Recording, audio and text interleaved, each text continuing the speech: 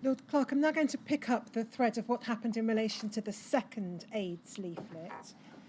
So you'll recall from the documents you've looked at and the discussion before lunch that the leaflet was issued on or around the 1st of September 1983, and the plan was a 3-month trial, which would take one to the end of November 1983.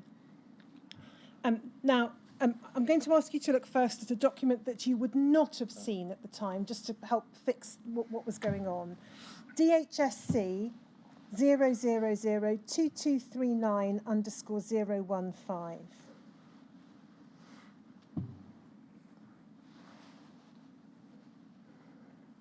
This is a minute dated the 14th of February 1984 from Dr. Alison Smithers, who was a medical officer who had replaced Dr. Wolford, to Mr. Williams, and it says in the first paragraph, "We have briefly discussed the need for the current AIDS leaflet, which is distributed by regional transfusion centres to potential donors.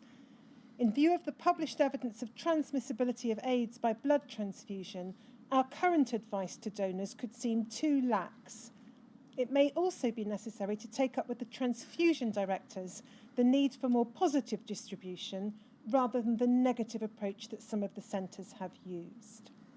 So you'll see there, Lord Clarke, Dr. Smith is raising issues both about the content of the leaflet, the advice it gave, and the method of distribution. Yes, he wanted to toughen up the advice as knowledge all the time was steadily improving.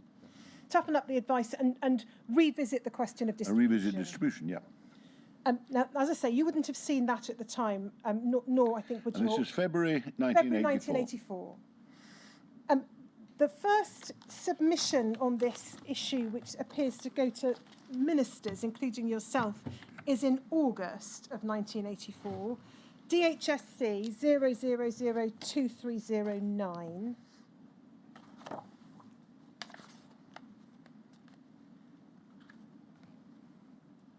Oh, I'm so sorry, Chairman. 2309_044. Sorry, I can't read my own handwriting. So you'll see the date on this, Lord Clarke, is the 10th of August 1984. It's addressed to Mr. Joyce in Lord Glenarthur's private office, but if we look to see who it's copied to, is it right to understand that Miss Bateman was in your private office? Certainly. And we can see, if we go back to the first paragraph... That doesn't necessarily mean I saw it, No, as I say. No, but in terms of getting to your private office... sorry, well, I'll read it and then we'll look at what's written in handwriting at the top.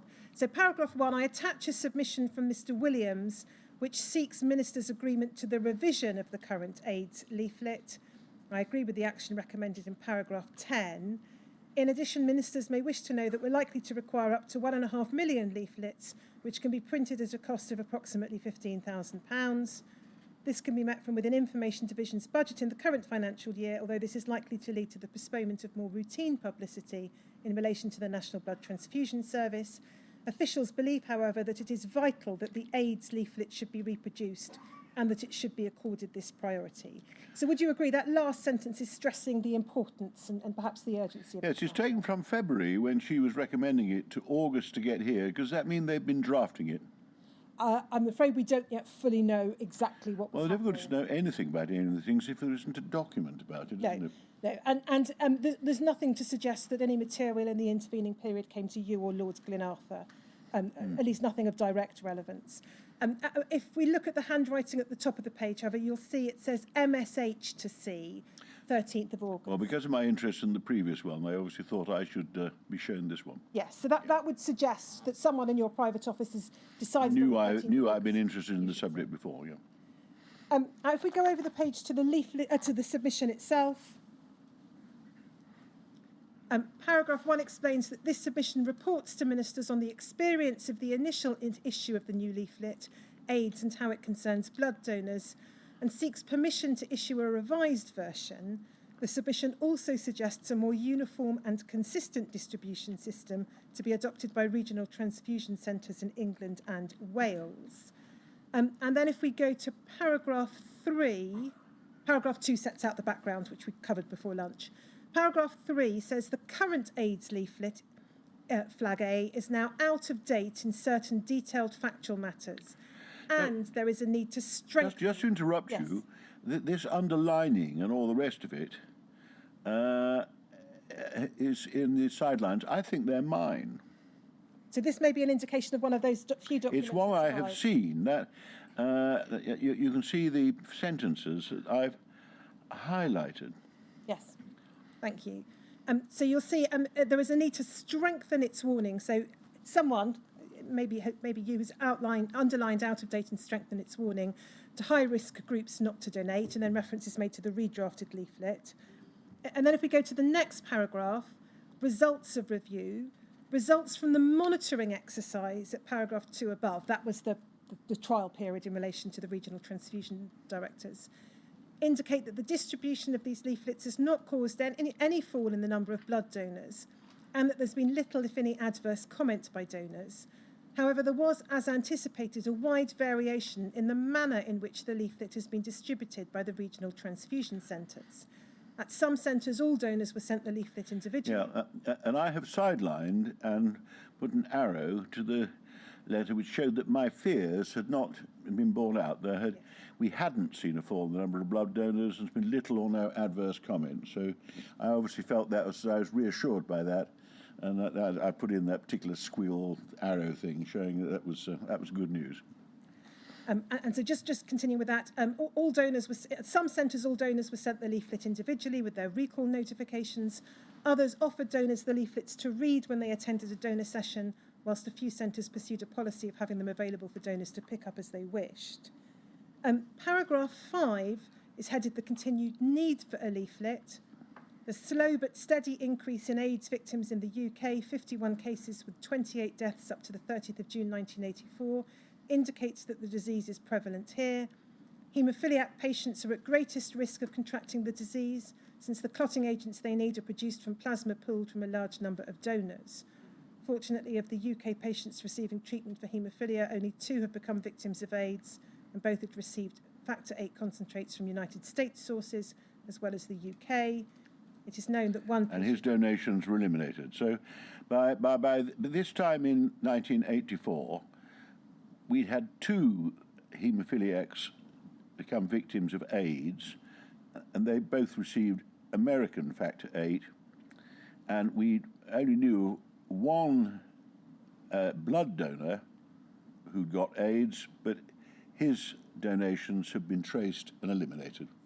So that's where we were by then. And the submission continues, it's therefore clear that there continues to be a need for positive action to ensure that donors who may be carrying the transmissible agent for AIDS are dissuaded from giving their blood until a screening test suitable for detecting possible carriers has been so that we know that any delay in issuing the first leaflet had no effect on anybody's health at all. Well, I don't know whether it can be said that Yes, we that's do. known more generally, Lord Clarke, but in terms of the information... We know that exactly, because the earlier leaflets were not responsible for the only 2 that got AIDS, because they both had American concentrates. Now we can be confident that was the source of them, though then it wasn't so sure.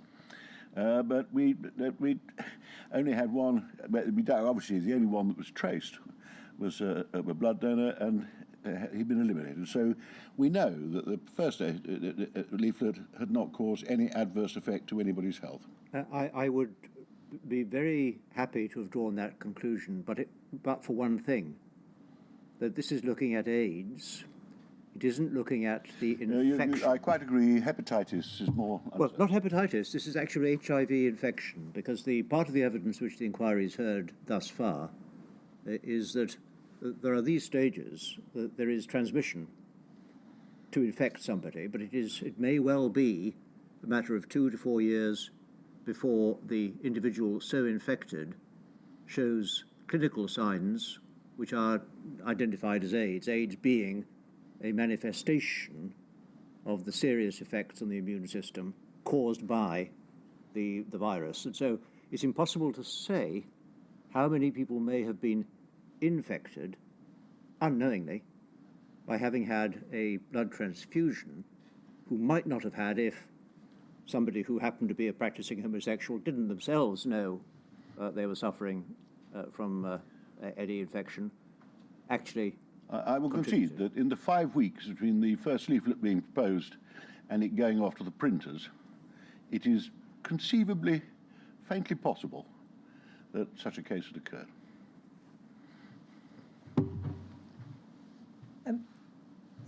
If we continue with paragraph 6, officials consider that the departments would be open to criticism if, top of the next page, it failed to take all reasonable practicable steps to discourage all high-risk donors from giving their blood.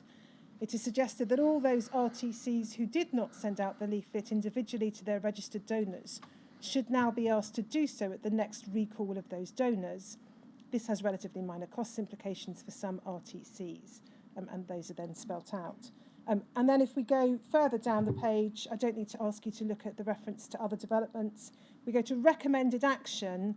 Officials recommend the issue of the revised AIDS leaflet for blood donors and a more consistent method of distribution. Decision, ministers are asked to agree to the revision of the leaflet as at flag B, a more consistent and uniformly effective distribution system being adopted as per paragraph 6. So you'll see, Lord Clarke, that you and Lord Glenarthur were being asked to confirm both amendments to the content of the leaflet and now a consistent method of distribution in terms of going out with the call. And this blood products leaflet has come to me because I had involved myself in the discussions on the previous one. And so as it's a perfect illustration, I personally wish it would make it much easier for me if for more, unless I saw hardly any of these documents, that I obviously read that and received that, because that's a classic. That's exactly how I used to mark them up every time I got them. And I don't think we need to go to it, but Lord Glenarthur responded on the 21st of August, accepting the recommendation. In terms of your response, if we go to DHSC 0002309_050,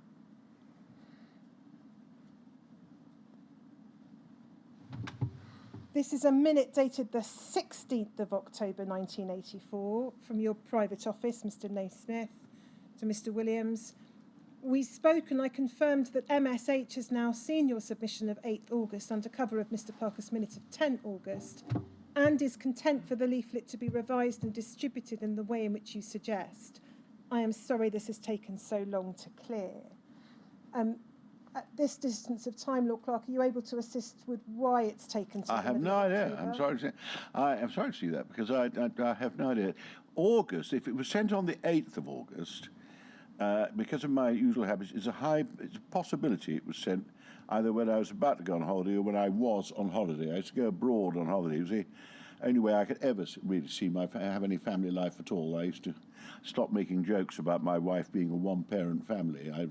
Any luck, I'd see something of my children at weekends. So I did used to try to vanish for most of August somewhere abroad and just leave work behind. That I really have no idea now. It's only I read it as you read it, and I can offer no explanation. Don't know why it took till October before my office were able to send this. In fairness, actually, I think there's a handwritten note I should show you. DHSC 0002309_046. Just before we go there, the transcript has wrongly got the date of the 16th of August for this. It was 16th of October, wasn't it? 16th of October is the document we just looked at, yes. So, Shema, could we thank you? So this was Lord Glenarthur's confirmation of his accepting the recommendation in the submission, 21st of August. But if we just look at the handwriting at the top of the page, it says, MSH, please see the submission attached. Any comments, content for the leaflet to be revised as suggested. And then the date. And that was put to me on the 14th of September. So quite what happened between the middle of August and the middle of September remains, I think, a mystery at I present. have no idea. This is all, I would say, I'm just like you, reliant entirely on the documents. But this would... And I see on the document first sent on the 21st of August, I've written go ahead and or sweep with the date notes to that below that. If we just go back to... There we are. I obviously, okay, go ahead. You see that at the bottom? That's Down my the bottom, writing. sorry, Mick. Okay, go ahead. I didn't seem to have cleared it till the 14th of August. But you're not, 14th of October. Or 14th of October. Do you accept that given what was said to be the need for this to be dealt with as a matter of priority, I'm paraphrasing, not quoting there, that even if the delay is from the middle of September to the middle of October, that is a unfortunately long period of time? Well, the wisdom of hindsight, yes, it is unfortunate. I have no idea. I have no idea what else was going on in September and October. Why? It's exactly a month, isn't it, from the... It was put to me on the 14th of September, and then I cleared it on the 14th of October. And I don't know what was going on in that month. There may have been some wild excitement about something else, but even then, I just can't explain that. Don't know. Now, I just want to pick up with you what then happened, because as a matter of fact, the leaflet, the revised leaflet, I think ultimately goes out under a press release under cover of the 1st of February 85. So we need to now follow through what happened subsequently. We start with DHSC 0002309_053.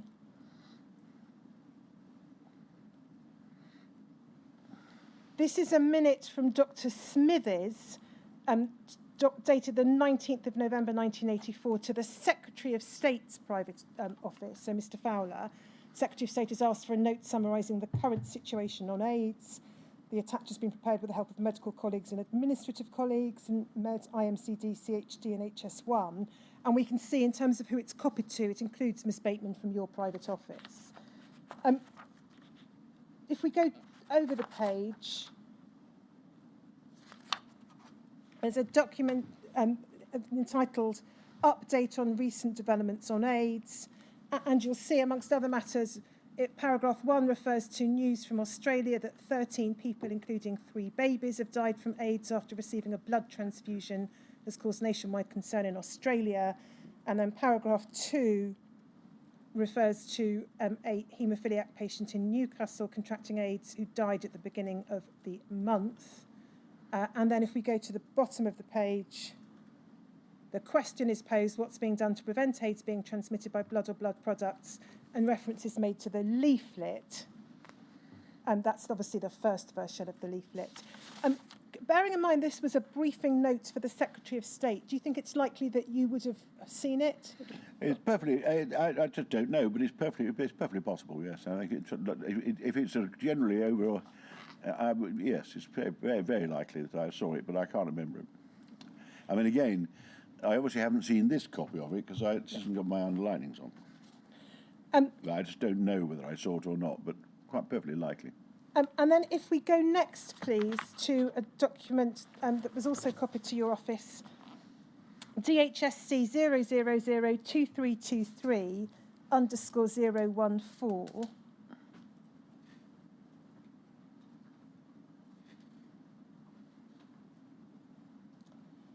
Now, this is a minute dated the 22nd of November 1984, and it's from a Mrs. Hewlett Davis in the Information Division. We can see that it is copied to, again, Miss Bateman, so copied to your private office. And if we go back to the text, you'll see that she says, I attach a revised version of the leaflet drafted by my publicity branch, also attached for purposes of comparison of the original leaflet and the first revised version. I endorse your view that the first revise had to be looked at again in the light of recent developments and ministerial statements. The need is for a much more strongly worded leaflet and for urgent approval, production and distribution. I think our draft meets the first need and should be grateful for your support in getting the quickest possible clearance. And this is November. This is November. Now, Lord Clarke, I'm not going to ask you to look at and compare the various draft versions of the leaflets, but what you'll see, and it's just to help understand the chronology of events, is that the previous leaflet having been drafted, approved by Lord Glenarthur, approved in August, approved by you in October. In November, a revised draft is put forward by the Information Division. If we then go to DHSC 0002309_058, I'm not looking at every single document on this path, but I think this helps us understand where we get to by early December. 3rd of December 1984, from Dr. Abrams in Med SEB to Mr. Naismith, so your private office. MSH, that's you, cleared the revised leaflet for blood donors on the 16th of October. We looked at that a few moments ago. And subsequently agreed to delay the printing of the revised leaflet until it could be discussed at the meeting of the Working Group on AIDS on the 23rd. Obviously, I was asked to delay it so this Working Group on AIDS could see it. Yes, and I'm not going to take you unless... I don't know who the Working Group on AIDS were, but certainly some expert group. Yes, I mean, I can take you to it if need be, but I think it's probably not necessary for the purpose I don't think I ever of knew questions I need to ask you. And then you'll see in the next paragraph, at that meeting, members had only minor comments to make on the current draft, which are appended. They considered that the information in the leaflet was sufficient to give adequate warning to donors in the risk group for AIDS, but not deter other volunteers. It was not thought necessary to adopt a stronger line, as has been suggested by Information Division. So if MSH is content, arrangements can be made for printing the leaflet and for distributing it to regional transfusion. Well, the whole thing by this time had been receiving massive publicity, hadn't it?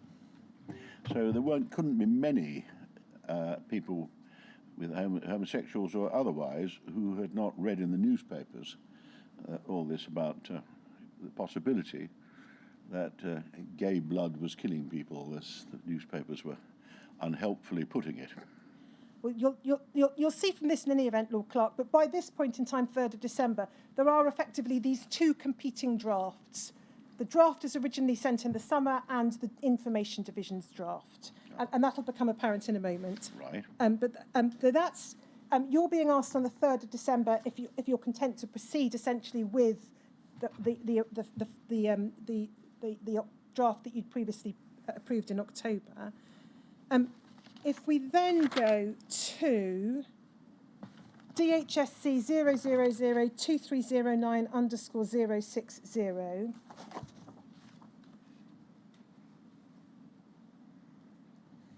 This is a minute dated the 14th of December from Mr. Harris in the Health Services Division to Ms. Bateman, so to your private office.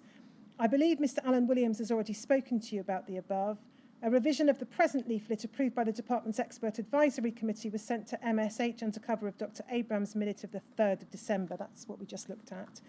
3, a revised leaflet for blood donors is one of the government's announced responses to the AIDS problem. It is therefore highly desirable that action on this is taken forward in the near future.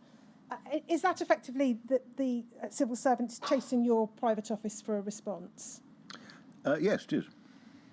And then if we go to DHSC 0002327_127. Chasing up again. Yeah, I don't think that's what it's the first page, please, Shamik.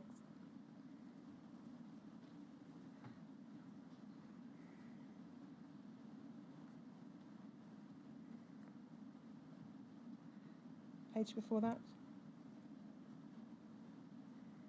Thank you. So this is a minute of the 20th of December 1984. Refers in paragraph 1 to a note giving information about recent publicity on AIDS transmission, Chief Medical Officer's, in the press today, Chief Medical Officer's interviews with the media and his press statement, and seeks MSH's urgent clearance of the revised text of the leaflet AIDS and how it concerns blood donors. Mm-hmm.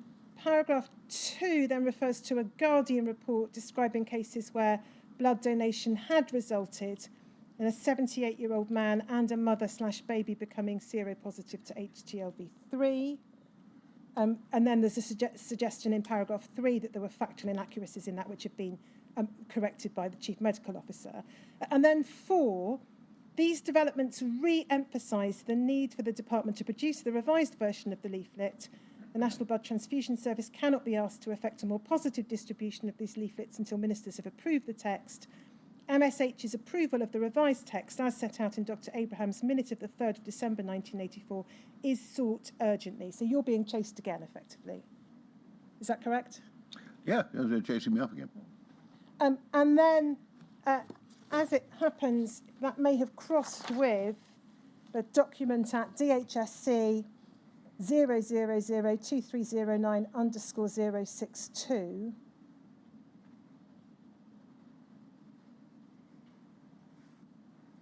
So this is the same date, 20th of December, from your private office to Dr. Abraham's. And it's a response to Dr. Abraham's minute of the 3rd of December. MSH has now seen your revised version of the leaflet, AIDS and How It Concerns Blood Donors, together with the Information Division version. So you've looked at both drafts, essentially. His initial reaction to both was that we may need to look at some of the assurances again in the light of the publicity surrounding the 2 cases involving blood transfusions. On presentation, MSH saw nothing wrong with your revised text, but felt that the language of the ID, that's the Information Division... That was the stronger one of the two, wasn't it? Yes, version conveyed the message more effectively.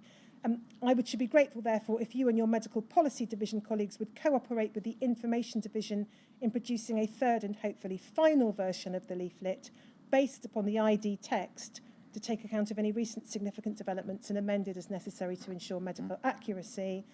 I appreciate the need to produce the revised leaflet as soon as possible. However, I understand that the forthcoming Christmas break will inevitably delay printing until the new year. That being so, I should be grateful if you could ensure that MSH has an opportunity to comment that should probably be on, the agreed version before printing and distribution goes ahead. So you have, it would appear, responded by having looked at both, asking the various branches involved to put their heads together and produce a 3rd and final version.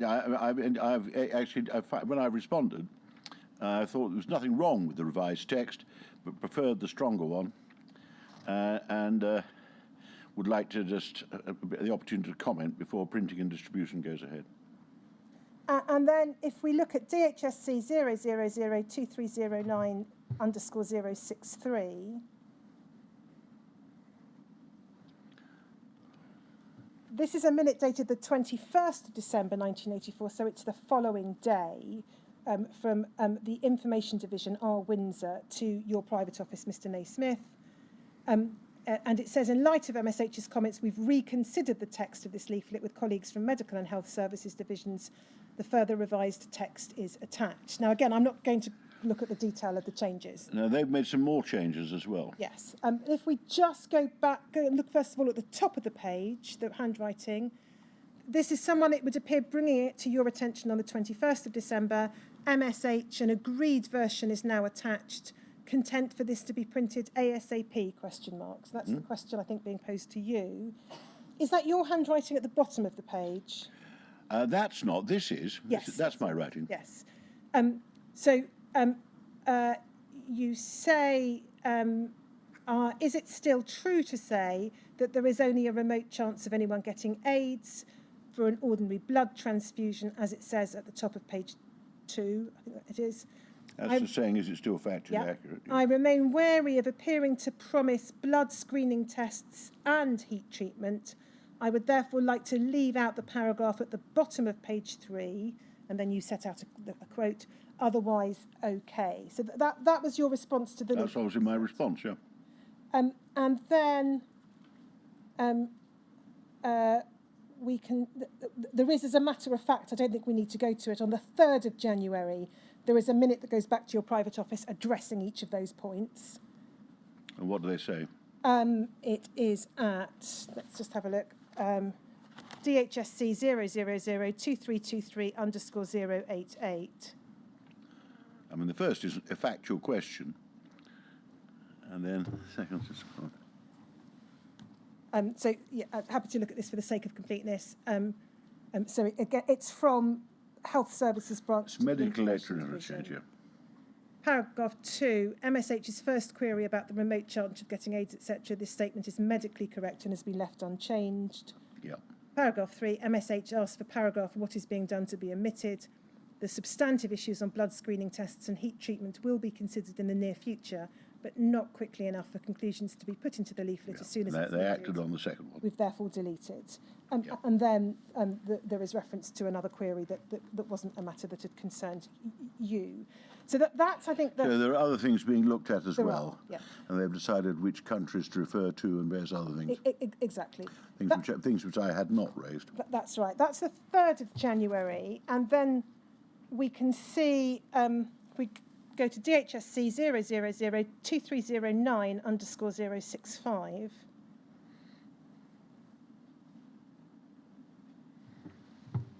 There's a submission to ministers on the same date, 3rd of January. Ministers have agreed that as a matter of urgency, the revised leaflet should be reprinted and that it should be So distributed. the final agreement was the 3rd of January 85. Something like that, yes. Well, it's dated that. Yes. There's a further step which is described in this minute, which we see at paragraph 2. I should be grateful for ministers' agreement to the issue of the attached draft health circular, which asks regional health authorities to implement this decision. So ministers were being asked to approve that the leaflet would go out under cover of a circular to regional health authorities. Can I just ask you to look at the top of the page?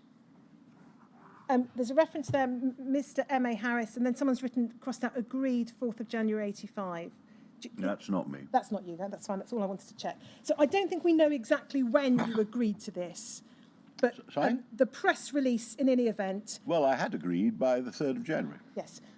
Sorry, forgive me, Lord Clarke. I should make myself clearer. I don't think we have a document which shows your agreement to paragraph 2. I'm not... Well, that was just a text of a circular. The health circular, yes. I mean, that wouldn't... But in any event... Nobody would get very excited about that, would they? In any event, that brings us to DHSC 0004764_111.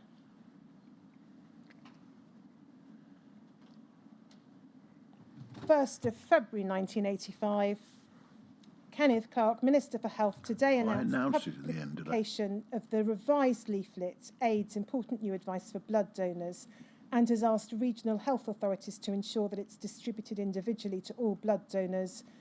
Mr. Clarke said the new leaflet is more explicit than the previous version. It lists those at risk from AIDS, practising homosexual and bisexual men, drug abusers, both men and women who inject drugs, and the sexual contacts of people in these groups, and stresses that donors in the risk groups must not give blood as they may unknowingly be carriers of the AIDS virus. The leaflet also reassures donors that they cannot contract AIDS or any other disease from giving blood because all the materials used for collecting blood are sterile and are only used once, so donors not in the risk groups can safely and should go on giving their blood. That sounds as though it is the original, the press office version, because that's very plain and explicit, isn't it? All that. Again, we've got copies of the leaflet as published, and I'm not going to ask you about the differences in text. But you'll have seen from the documents we've looked at, Lord Clarke, and again, you refer to them in your statement, that it's effectively taken from the end of the 3-month trial, which would have ended at the end of November 1983, it's taken until the 1st of February 1985 for the revised leaflet. Sorry, what's the 3-month trial? In relation to the first leaflet, you'll recall there was a trial of how it would be distributed, left to the discretion of regional... So that had been issued, yes. So that 3-month trial would have ended approximately end of November 83 or the very beginning of December 1983. It's not until the 1st of February 1985, as you'll see from the documents. Yes, but the first suggestion that factual knowledge has moved on, and the first suggestion that we were actually identifying cases which looked as though they were with catching it is much later than the trial. That doesn't arise till sometime in 1984. It is taking too long.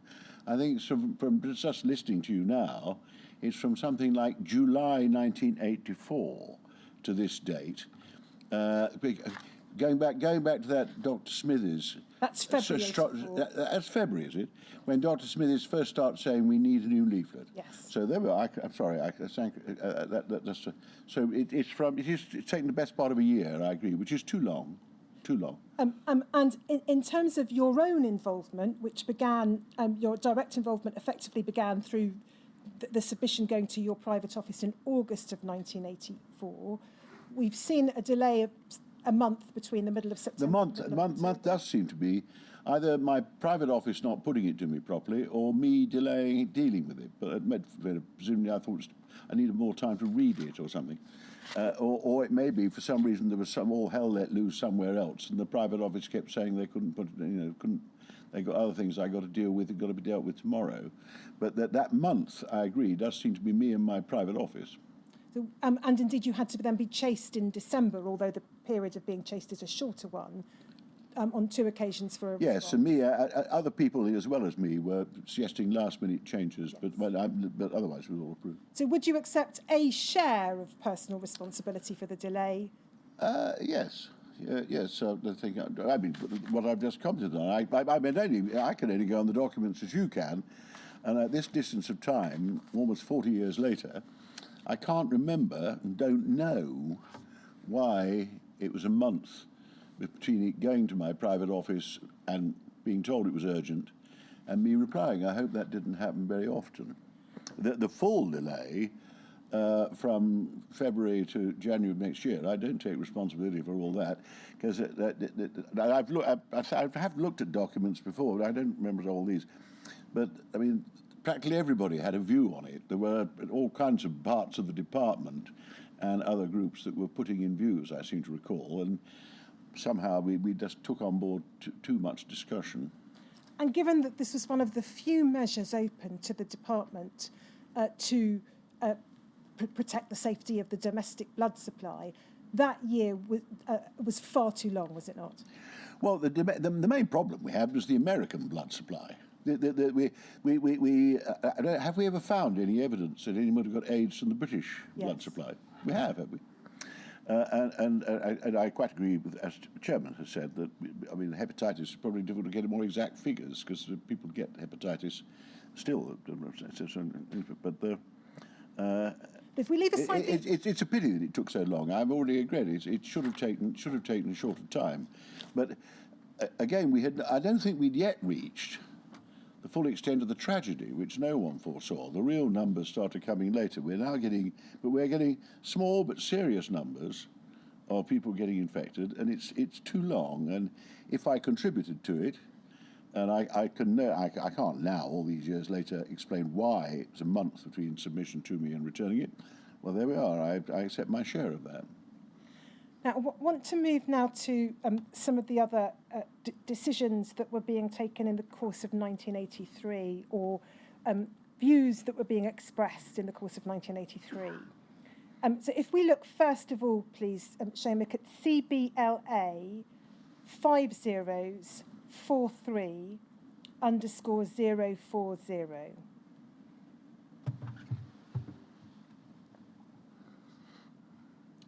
Now, this is a document which there's no evidence to suggest it came to you, Lord Clarke.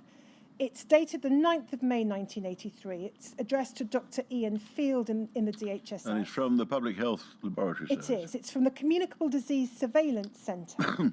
And if we look to the bottom of the page, it's there signed N.S. Galbraith. That's Dr. Nicholas Spence Galbraith, who was a leading public health doctor in the Communicable Disease Surveillance Centre in Colindale. And you'll see in the text of his letter is, last week while you were away in Geneva, a case of AIDS in a haemophiliac in Cardiff who'd received USA factor VIII concentrate was reported. The case fits the recognised criteria for the diagnosis of AIDS. In the Lancet of the 30th of April, 3 cases in haemophiliacs in Spain are reported. I have confirmed that they received USA factor VIII concentrate. In the same issue of the Lancet, the tally of 11 reported cases in haemophiliacs in the USA is recorded, and a paper describes a case in a multiply transfused child in the USA. I have reviewed the literature and come to the conclusion that all blood products made from blood donated in the USA after 1978 should be withdrawn from use until the risk of AIDS transmission by these products has been clarified. Appended is a paper in which I set out my reasons for making this proposal. Perhaps the subject could be discussed at an early meeting with haematologists, virologists, and others concerned, so that a decision may be made as soon as possible. And if we go over the page, we'll see the paper that Dr. Spence Galbraith referred to under the heading Action on AIDS. He says that this is... And what date is this? 9th of May 1983. 83? 83. And he says this: the temporary withdrawal of all blood products imported from the USA made from blood donated after 1978 is proposed until the risk of transmission of AIDS becomes clarified. And then he sets out a number of reasons, and I'm not going to read all of them aloud. No, you've read. I see them. Yeah. So I'll just, for the benefit of those So watching. he was suggesting the end of factor VIII. He was suggesting a temporary suspension of Stop factor VIII. treating patients with factor VIII Well, from America. He was suggesting American concentrate should no longer be used Yeah. for a period of time. But that would have been a very high proportion of our cases. Yes, and so if we just look very briefly at his reasoning, one, the AIDS epidemic in the USA is probably due to a transmissible agent. Two, the agent is probably transmitted by blood and blood products, and he goes on to give further detail in relation to that. He turns out to have been quite correct. He does. Three, although this number of cases of AIDS associated with the administration of factor VIII concentrate is very small in relation to the number of individuals receiving the product, this may not indicate that the risk is small, and he goes on to explain why. And then if we go over the page, you'll see at the top of the page, one of the reasons is the incubation period between potential infection and that the symptoms manifest. I hadn't realised incubation period was that long. Well, that was the point I put to you just. Yeah, I hadn't previously known that. I had no idea it could take 4 years before it turned up. No, I don't think I've ever heard that before. Well, And this is some chap in the Public Health Laboratory Service. This is Dr. Spence Galbraith, who was a leading figure in the Communicable Disease Surveillance Centre. Paragraph 4, factor VIII concentrate and pooled products would appear to have a high risk of being contaminated with AIDS agent because homosexuals and drug abusers, this is now referring to America, are known to be frequent blood donors, and each plasma pool from which it's manufactured is collected from as many as 1,000 donors. That's probably, in fact, an underestimate. But, furthermore, it's possible that the AIDS agent may be present in blood of healthy persons for several months before onset of symptoms. Yeah, that's all interesting. 5, there is apparently no means of ensuring that blood or blood products are free of the AIDS agent. And then 6, the mortality rate of AIDS exceeds 60% 1 year after diagnosis and is expected to reach 70%. So those were his reasons for the step which he recommended. Now, Lord Clarke, there's no evidence to suggest that this was drawn to the attention Well, of I don't think I any ever have seen. I don't think I've ever seen that in my life before. He turns out to be a very perspicacious man.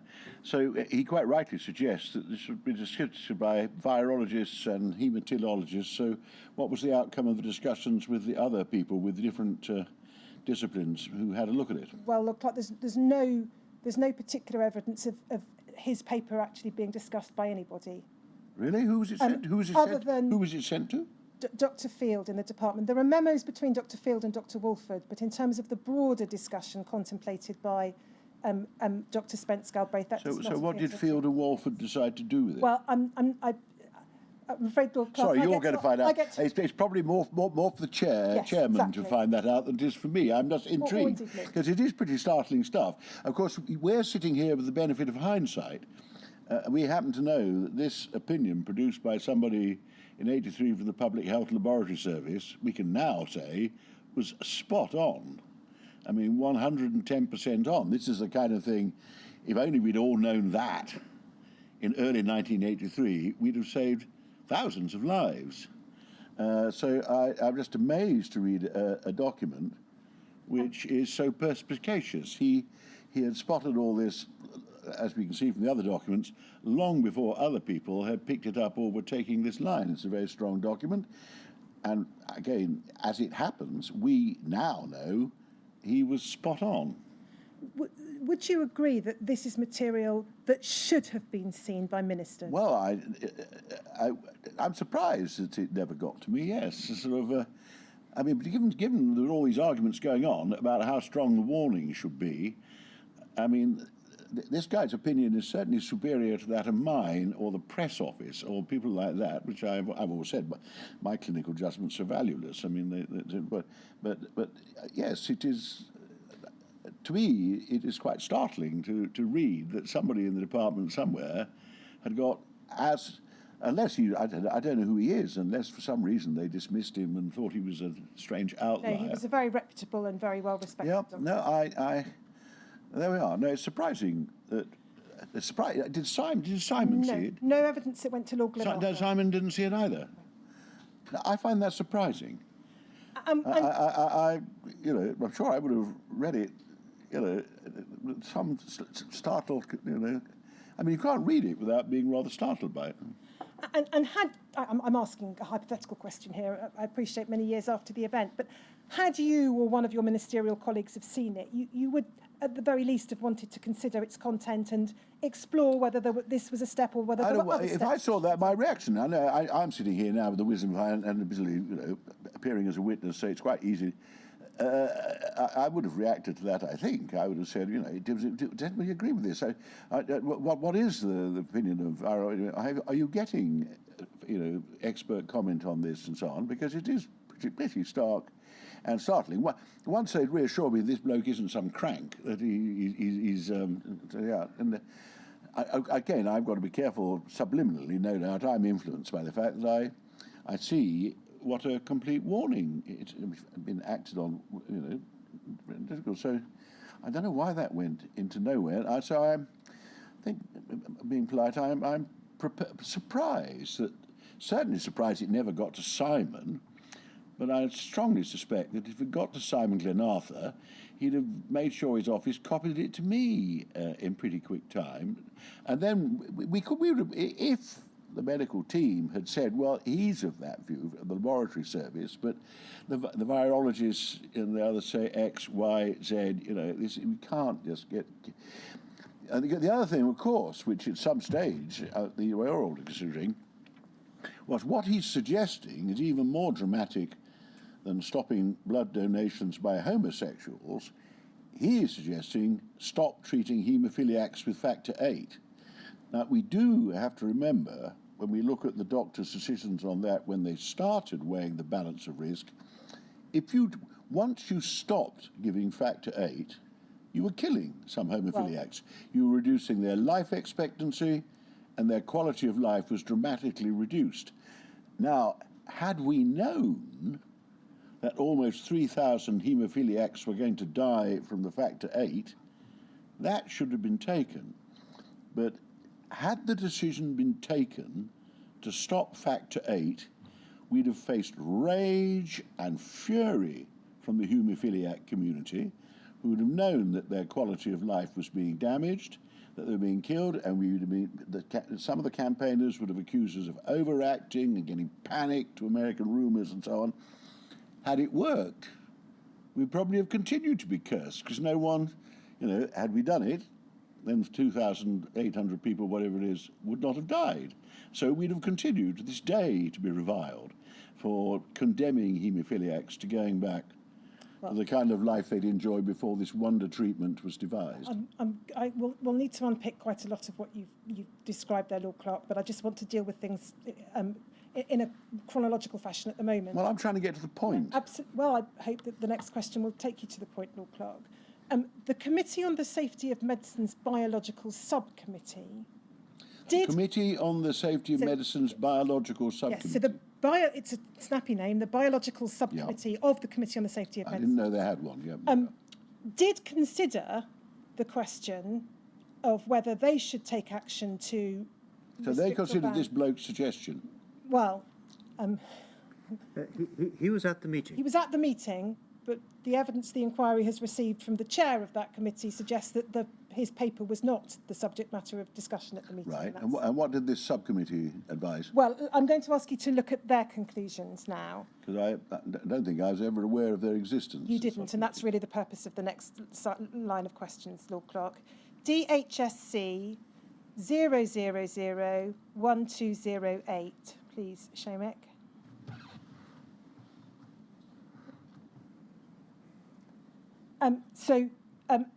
This is called Summary of Main Points. Yeah, I'm just trying to read it. Yeah. And licensed blood products by CSMB. That's the acronym for the Biological Subcommittee of the Committee on the Safety of Medicines. 13th of July, 1983. And if we look, it says the following conclusions were reached. Hold on, let me just read it. Yes, of course. It was sent to you in advance of your evidence. So you've got a professor of haematology, chairman of the Haemophilia Centre, a virologist, Mr. Belgraith, who'd one of the participants who's the man who'd raised this percipient minute. The director of regional blood transplant, yes, okay, so it's an expert subcommittee group. Well, they are in fact not the members of the subcommittee. They made addresses to the subcommittee. Well, they were invited. Oh, they were to attend. they were the outside expert group advising the subcommittee. My apologies, quite right. And then you'll see it says the following conclusions were reached.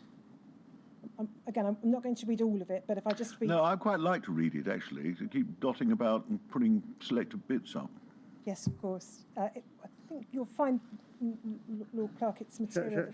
Shall we then remove the selected bit and just allow Lord Clarke, to get to the bottom of the page? Just tell Shumick. And then the next page. I'd be very grateful if you could do that, Chairman. Thank you. I don't like this snatching out sentences. Well, just take your time and let us know when you're ready to move on to the next bit.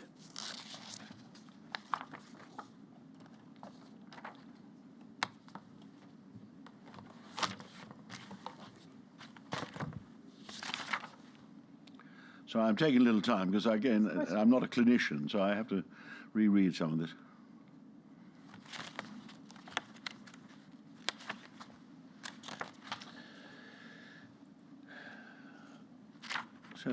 So I've reached the bit the risk appears to be greatest in the case of products derived from the blood of homosexuals and IV drug abusers, residents, etc.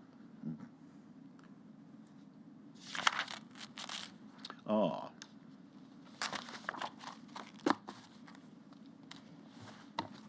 So this, yes. I finished that. The possibility was considered. It's not feasible.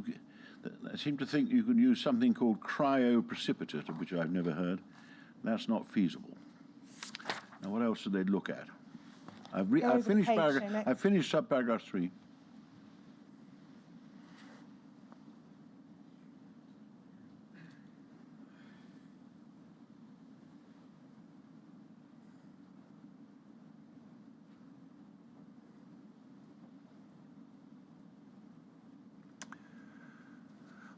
So the possibility was considered of withdrawing US preparations from the United Kingdom. Now, actually, with hindsight, we know, if we know what we know now, that's what should have been done and would have saved lives. It was concluded that this is not at present feasible on grounds of supply, meaning there was no alternative sort, not enough alternative sort. Moreover, the perceived level of risk does not at present justify serious consideration of such a solution. Efforts are having made, goes on to the attempts we were making to make ourselves self-sufficient. Right, there we are. That paragraph 4 seems to me the key paragraph. They actually did consider stop using imports from the US, all of them, including Mr. Galbraith, came down against it. No, he wasn't a voting member. Wasn't a committee member. We must have sat there. We don't know what he argued. Mr. Galbraith may have been dissenting as an expert witness. We have no information that he was, but we've no idea. Have no information. Well, I imagine half the members of the meeting won't now remember what was said there, who said what. So we don't know. Mr. Galbraith, who was this great and wise man, who had, first man to have spot-on insight of what we'd all like to, seen happen.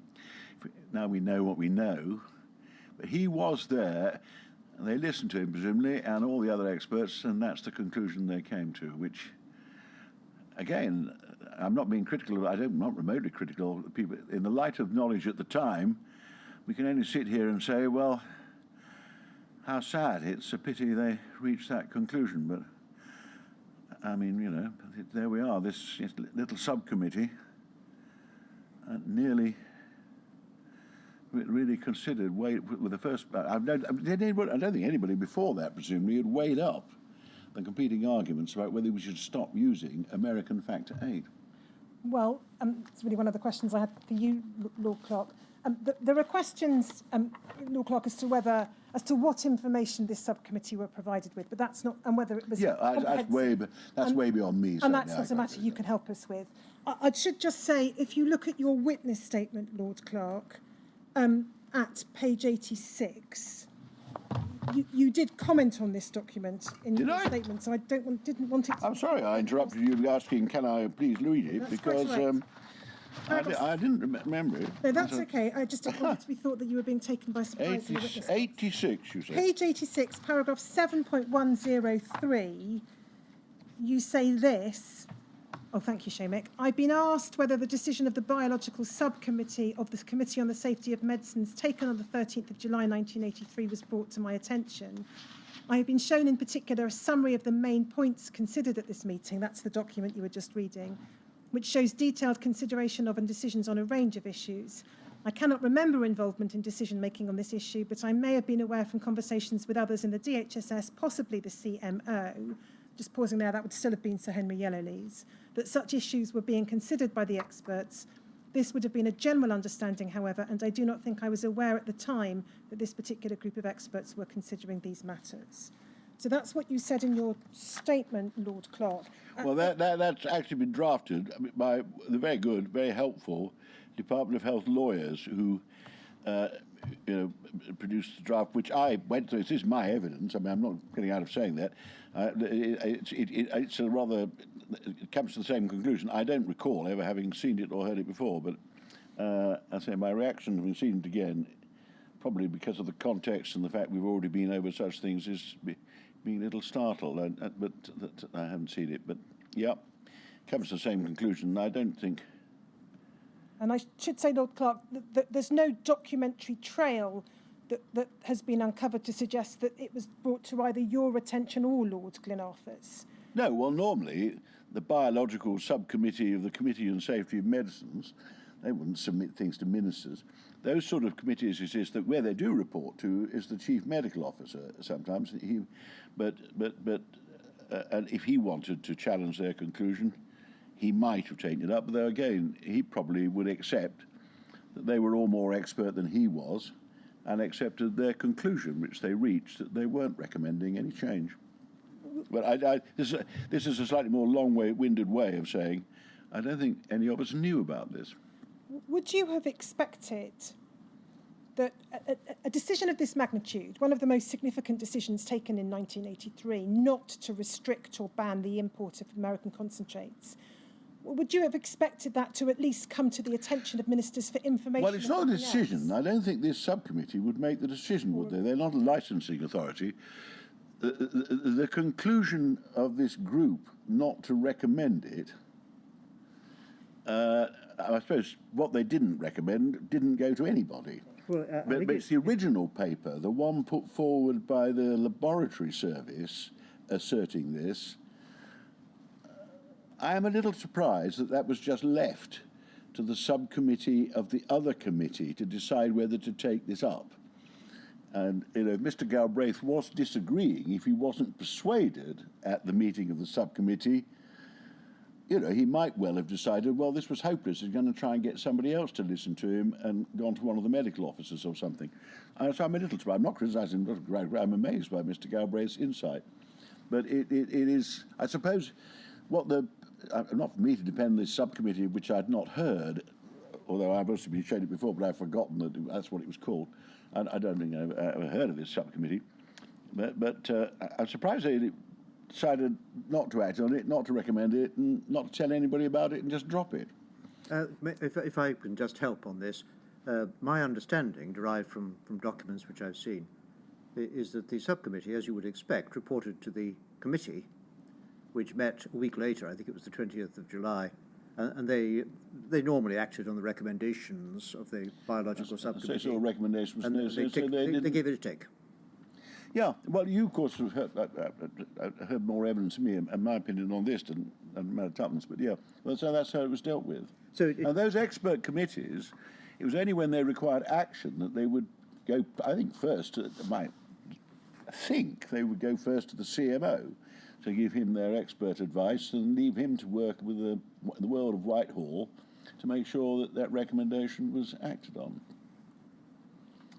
But it obviously died in the subcommittee. And then the committee accepted the recommendation of the subcommittee, which is yes. I gather that was their usual style, but it was still the committee's decision. Yeah, yeah. But that committee would never report directly to ministers. Yeah. Would you, however, have expected that what you've described, and I'm paraphrasing, not quoting your evidence here, Lord Clarke, about the need to weigh matters up, consider pros and cons of whether to act or not act. Are you surprised that that's a matter that didn't come to ministers at this critical time? A little surprised, I am. I mean, the people it did go to, with all these other expert advisors assembled for the purpose, were in a better position to appraise this advice than any minister would have been. But, yeah, I'm a little surprised that certainly Simon, as the minister responsible for blood products, never even shown it. And because the main thing I've got involved in, as you've rightly been questioning me about already, was how we presented the change in policy of collecting blood to the public. But, it might have come to me as well. I suspect Simon would have come wandering into the office saying, "Crikey, have you seen this, Ken?" But then we might well have been reassured, well, other people who do understand this better than you, Minister, have all been over it. There has been a whole meeting of the subcommittee, and they decided that there's no need to act on what he's saying about it. So it probably still have died. But given where I am now, what I know now, given I find myself before this inquiry 40 years later, it would have been interesting to know what would have happened if I'd seen it. Would I have taken off and said, Prime Minister certainly would have asked, what the hell are we doing about this? But they might have reassured me, no, don't worry, the experts have all looked at this and it's decided that Mr. Galbraith takes it too far. And Galbraith may even himself have been persuaded. Although, as it's been pointed out to me, he was not a member of the subcommittee, so he was no part of their decision. Yes. But he was at their meeting. And sadly deceased, I'm afraid. So anyway, it died in the biological subcommittee of the Committee on the Safety of Medicines. There's then a slightly separate issue about American imports that I want to ask you about, but can do so most easily from the biological subcommittee's conclusions. So if we go back to DHSC 00012008, please show me. Let me go to the second page. And we look at paragraph 5. So I'm just going to read this out, Lord Clarke, but you might want to read it while I do. It is advisable that all clotting factor concentrates derived from US plasma sources and intended for use in the UK be prepared only from material manufactured from plasma collected after new regulations were introduced by the FDA on March the 23rd, 1983. That's a reference to the Food and Drugs Administration in the States. These regulations were introduced specifically to minimise the likelihood of collecting blood from affected donors. This step is recommended, notwithstanding the possibility that its practical value may be relatively small. It cannot, however, be taken until supplies of post-March the 23rd material can be assured. It's recommended that close contact is maintained between the Licensing Authority and Supplies Division with the aim of introducing this step immediately it becomes feasible. Lord Clarke, the issue to which that paragraph is alluding reflects the fact that in late March of 1983, the Food and Drugs Administration in the States introduced recommendations about how blood should be collected after that date. Yeah, but the Americans were as concerned as we were beginning to get and were trying to improve the quality, safety of their Factor 8. And a concern arose as to whether factor concentrates made from pre-March 1983 plasma, in other words, potentially collected in a way that was less safe than post-March plasma, or less safe, maybe putting it too high, but in any event, collected without the adherence to the post-March regulations, would be dumped on the UK. So the Americans wouldn't want to use it; they'd dump it on the UK. And so a question arose. Were they doing that? Well, there is some evidence to suggest that there was a concern about that within the department. So a question arose: even if the UK was not going to ban all imports, should steps be taken to restrict pre-March imports? That, again, does not appear, as far as the documents show, to be a matter that came before Lord Glenarthur or you. Does that surprise you, that this narrower question of the pre and post March concentrates didn't get anywhere near a minister? Well, again, Simon might have been advised of it, not to the same extent it doesn't, because this isn't suggesting that you stop using the pre-March stuff. It just points out that it is advisable, I mean, highly advisable from what you're telling me. I'd have thought that you should start using this post-March stuff. But it says it's recommended we do that once it becomes feasible. They weren't suggesting stopping anything. They were just, obviously, as quickly as possible, we should make sure we're only using the post-March stuff. I'm not quite sure what the minister would have done if it had been sent to him. What could he do to go along with that? Well, again, there may be questions. Unless you're going to stop treating people with factor 8, yes, which, as we've always, nobody came to the conclusion we should do that. Again, there may be questions as to the basis upon which this subcommittee formed the views it set out in I would. This would be. I mean, this.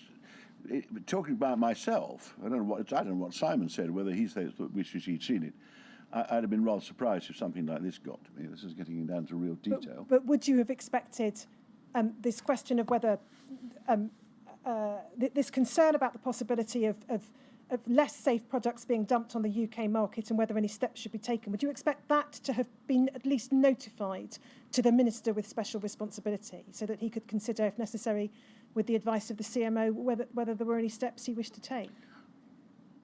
Well, what's this saying should be done?